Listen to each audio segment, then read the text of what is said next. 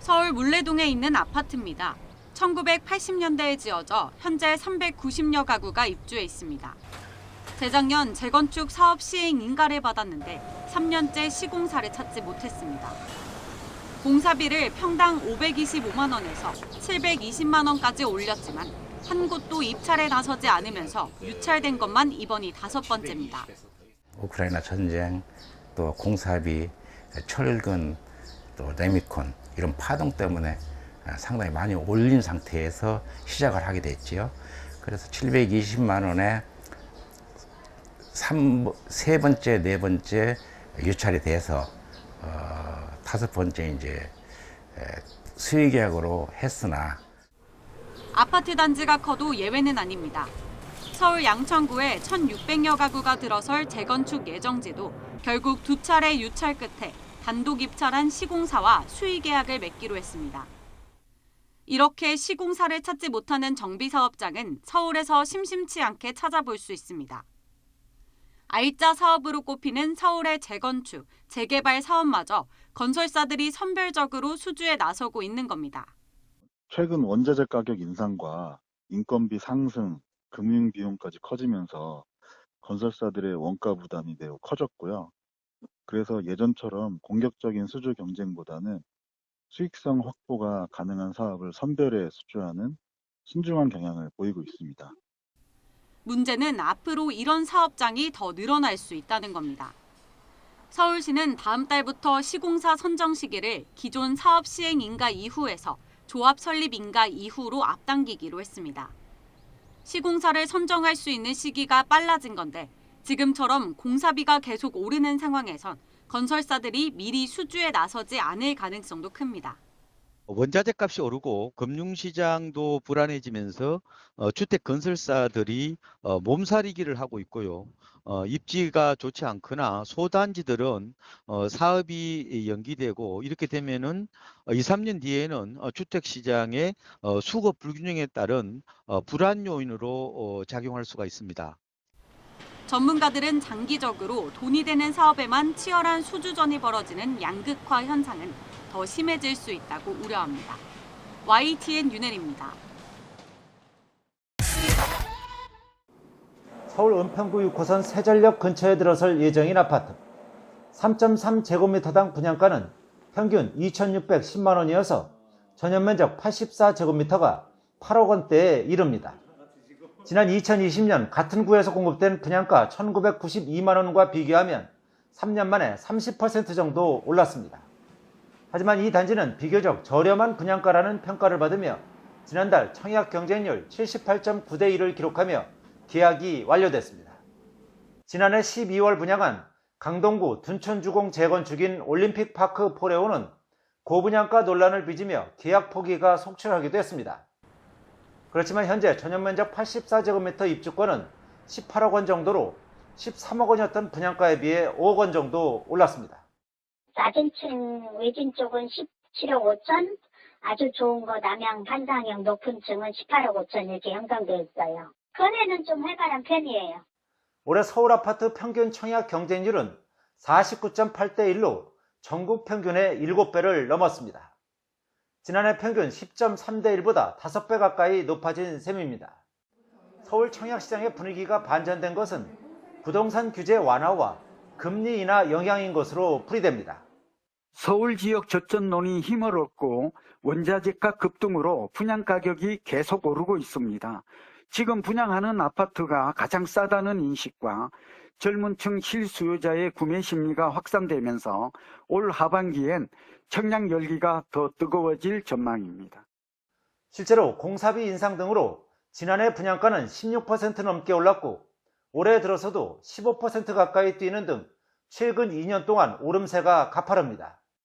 분양가격 급등세가 오히려 청약 수요를 키우고 있는 셈입니다. 전문가들은 실수요는 물론 투자 수요까지 흡수하는 수도권 분양시장 쏠림 현상이 심화되면서 지방은 당분간 침체에서 벗어나기 어려울 것이라고 전망합니다. YTN 이동호입니다. 다음 달부터 시멘트 가격이 오릅니다. 쌍용 C&E와 성신양회는 14% 인상하기로 했습니다. 원가 대부분을 차지하는 유연탄과 전기료가 계속 올라 견디기가 어렵다는 이유입니다. 판매 가격 인상을 했지만 그래도 영업이익이라든가 순이익 이게 지금 계속 떨어지고 있는 상황인 거거든요. 51.60원까지 인상된다고 감안하면 다 인상된다고 감안하면 저희는 솔직히 더 어려운 상황이 되는 거죠. 실제로 이 업체 두 곳은 올해 1분기 영업이익 적자가 났습니다. 원가의 20%를 차지하는 전기요금이 가파르게 오른 것도 사실입니다. 올해 1분기와 2분기 각각 9.5%와 5.3% 인상됐습니다. 하지만 건설업계는 시멘트 원가 40%를 차지하는 유연탄 값이 하락해 가격을 오히려 내려야 한다고 주장합니다. 톤당 유연탄 가격은 지난해 하반기 정점을 찍었고 이에 맞춰 시멘트 값은 2차례나 올랐습니다. 하지만 최근에 유연탄 값은 절반 수준으로 내려앉았습니다. 22년도에 시멘트 레미콘 단가 인상이 좀 급격하게 많이 됐습니다. 그런 부분들로 인해서 이제 우리 공사 현장들의 원가가 한 15에서 20% 정도 상승이 됐거든요. 어찌 보면 상처가 나 있는 상황에서 소금을 뿌리는 격이 되지 않을까. 분양가 영향을 두고도 입장차가 첨예합니다. 시멘트 업계는 100제곱미터 아파트 한 가구를 짓는데 20톤의 시멘트가 필요한데 가격이 올라도 시멘트 비용은 240만 원으로 전체 분양가의 0.5% 수준에 불과하다고 추산합니다. 하지만 건설업계는 시멘트 가격이 10% 오르면 공사비가 많게는 1.4%, 분양가는 그 이상 오를 수밖에 없다고 맞서고 있습니다. 시멘트 원가 산정 구조가 워낙 복잡해 투명한 가격 협상이 어려운 상황. 국토교통부는 양측 협상을 중재하고 시멘트 과점 구조에서 대체 공급처를 확보할 수 있도록 지원 대책을 마련하겠다는 계획입니다. YTN 윤혜리입니다. 오는 2027년 550여 가구가 들어설 예정인 서울 동작구 수방사 아파트 부지입니다. 서울 지하철 9호선 노들역과 노량진역을 사이에 낀 더블 역세권에 공공분양으로는 드물게 한강이 내려다 보이는 입지입니다. 사전 청약 평균 경쟁률은 283대 1. 일반 분양은 79가구 모집에 5만 명 넘게 몰리면서 평균 경쟁률은 645대 1을 기록했습니다. 공공분양 가운데 역대 최고 경쟁률입니다. 특별공급은 176가구 모집에 2만 명이 신청해 경쟁률은 121대 1입니다. 무엇보다 관심을 키운 건 분양가입니다.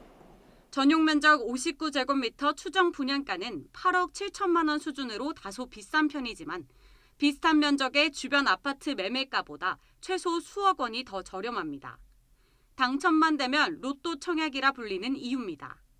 하지만 높은 분양가 탓에 사회초년생은 대출을 받더라도 자금을 조달하기 어려워 금수저 청약이 아니냐는 볼멘 소리가 나오기도 했습니다.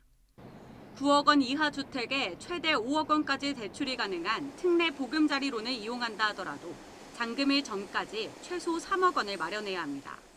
실제로 완공되고 입주 잔금 시에는 개인의 소득 그리고 DSR과 DTI에 따라서 대출이 더 가능할 수도 있겠지만 현재 계산으로서는 보수적으로 정확하게 계산해서 5억 원 전후로 필요한 현금을 마련해 두시는 것이 더 안전합니다. 사전 청약 당첨자는 다음 달 초 발표되며 본 청약은 내년 9월 중순 다시 열립니다.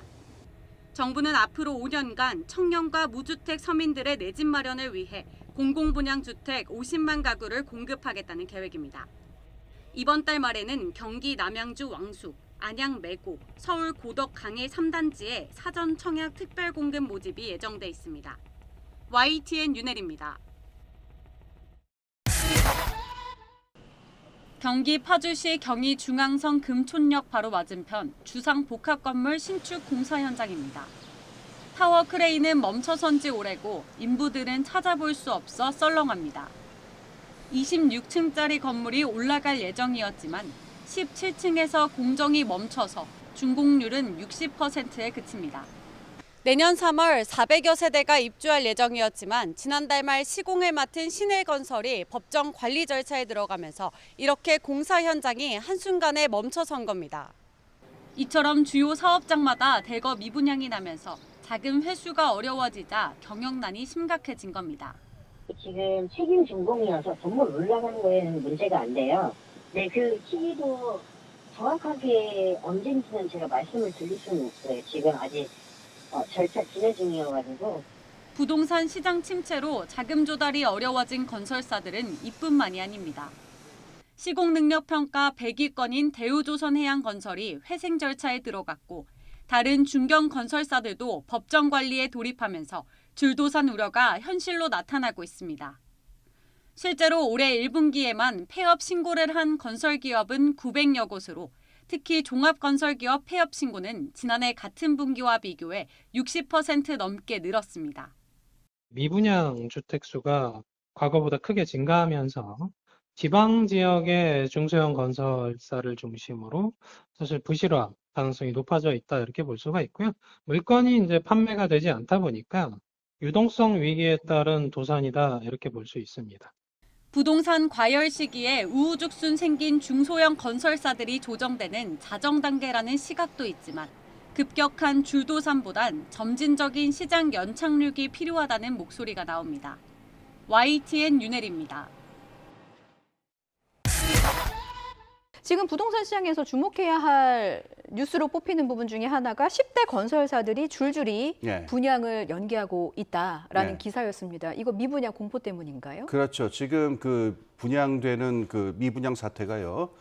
공급 물량에 비해서 지금 분양 청약이 이루어져 가지고 입주가 된 게 지금 예. 한 3분의 1밖에 되질 않아요.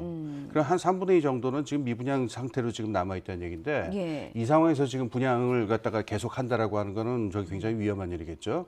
예. 근데 분양가는 왜 오르는 걸까요? 사실 예. 이제 미분양이 낮다라고 하면 뭐 할인 분양을 한다거나 예. 분양가를 조금 낮춰서 뭐 좀 시대 흐름에 맞게 간다거나 이런 부분이 있었는데 분양가는 왜 오르는 겁니까? 아, 세상이 이렇게 단순하면 얼마나 좋겠습니까? 제가 단순해서 그런가 봐요. 아닙니다. 그 분양가를 올리는데도 다 이유가 있는데 예. 원자재 가격 상승하고 인건비 상승이 워낙 컸다라고 하는 얘기입니다. 그러니까 지금 그 작년에 있었던 사태 때문에 그 원자재들 우리 수입하는 게 많잖아요. 예. 이 비용이 올라가고 인건비가 올라가는데 시공사 쪽에서는 처음에 그러니까 시행사라든가 그 이 원주민들하고 계약을 한 비용이 있을 것 아닙니까? 애초에 생각했던 비용보다 지금 급박한 사태로 작년에 비용이 훨씬 더 올라갔으니까 예. 이걸 가지고 다시 협상을 하려고 그래요. 그런데 이 시행사라든가 이 공사를 준 쪽에서는 이거를 또 그냥 받아들이기도 힘들잖아요. 처음에 그렇죠. 공사한 돈이 있으니까. 예, 예. 그것 때문에 이 상승한 비용분을 놓고 이걸 어떻게 할 거냐를 놓고 상당한 진통을 겪고 있는 경우들이 많다고 해요. 이게 지금 그 분양이 미루어지고 있는 중요한 원인 중에 하나라고 합니다. 그렇군요.